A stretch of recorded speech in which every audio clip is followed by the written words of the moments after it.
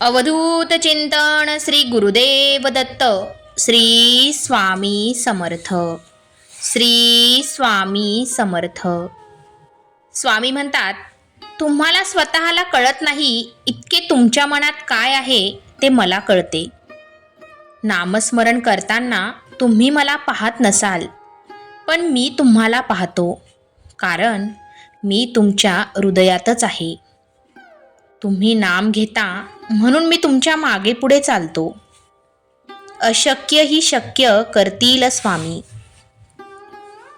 उपवास हा नेहमी अन्नाचाच का करावा? कधी कधी वाईट विचारांचाही करावा. कधीतरी उपवास अहंकाराचा करावा. कधी उपवास मीपणाचाही करावा. कायम स्वामी सेवेचा दुष्काळ संपवून स्वामी समर्थ चरण कधीही न सोडण्याचा संकल्प करावा. या व्हिडिओकडे पाहून दुर्लक्ष करू नका, कारण स्वामी तुम्हाला एक संकेत देऊ इच्छित आहे. येणाऱ्या पुढील आठवड्यात तुमचे जीवन आनंदाने भरून जाणार आहे. सुख, समृद्धी, ऐश्वर्य आणि शांती तुमच्या मार्गानेच येत आहे. स्वामींचा आशीर्वाद प्राप्त करून घेण्यासाठी हा व्हिडिओ शेवटपर्यंत पहा आणि चॅनलला सबस्क्राईब करा. स्वामी म्हणतात, माझ्या बाळा, मी काय सांगतोय ते शांतपणे ऐकून समजून घे. जर का तुम्ही एकीकडे जिवंत माणसांची मनं दुखावत असाल आणि दुसरीकडे माझी सेवा करत असाल, माझे नामस्मरण करत असाल, खूप देवपूजा करत असाल, म्हणजे सगळी पापे धुतली जातात आणि देव आपल्याला पावेल असे समजणे ही तुमची सर्वात मोठी अंधश्रद्धा आहे. मी चराचरात व्यापून आहे. आधी कुणाचे मन दुखवू नको. कुणाला वाईट बोलणे, कुणाला अपशब्द बोलणे हे टाळा. मोठ्यांचा आदर करा.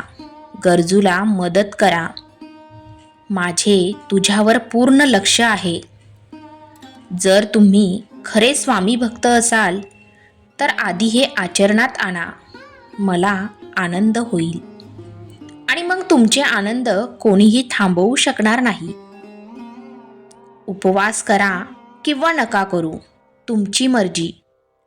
जिभेवर ताबा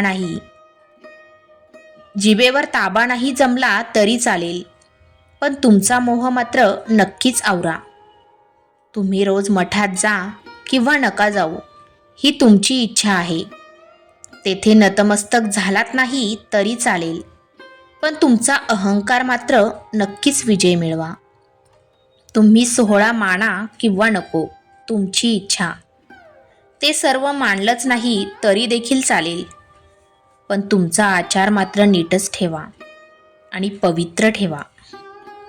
तुम्ही रोज 11 माळी जप, स्वाध्याय करा, शास्त्र वाचन करा किंवा नको, ही तुमची निवड.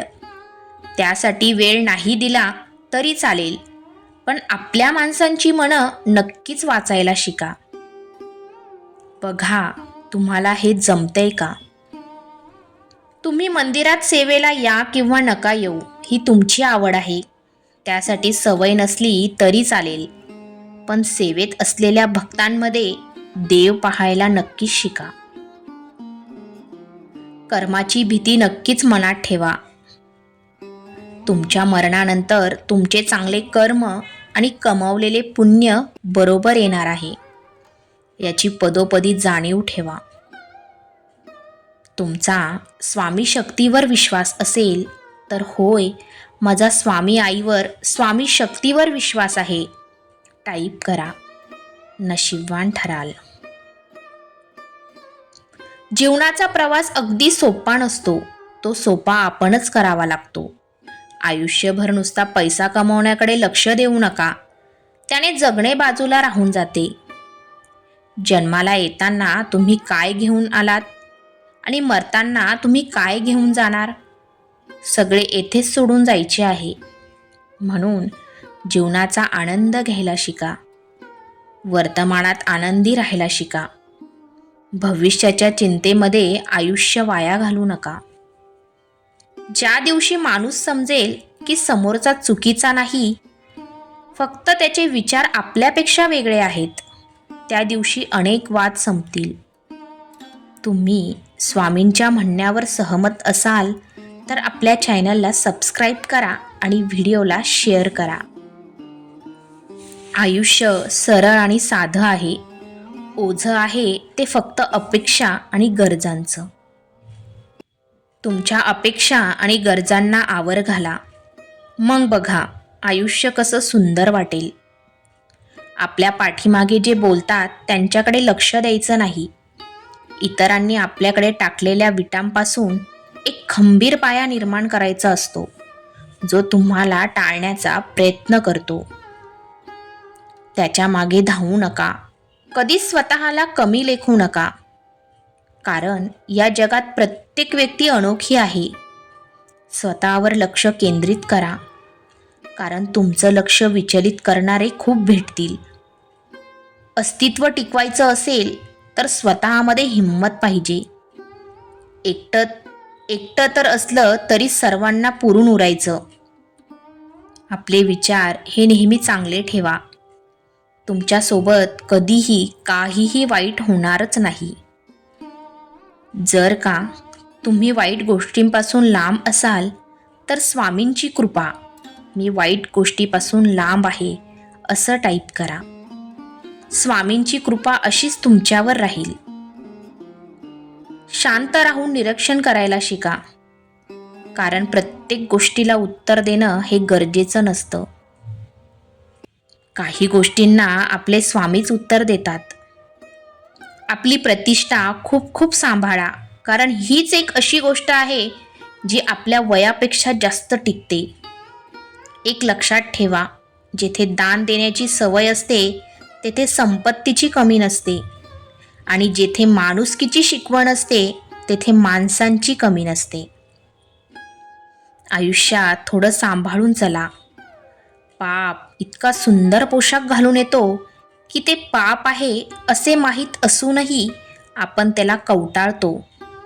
स्वामी म्हणतात, असा मनुष्य जो कधी अत्यानंदित होत नाही, द्वेष करत नाही, शोक करत नाही आणि जो कधी कामना करत नाही, तसेच शुभ आणि अशुभ संपूर्ण कर्माचा त्याग करतो, तोच भक्तयुक्त भक्त मला अतिप्रिय आहे.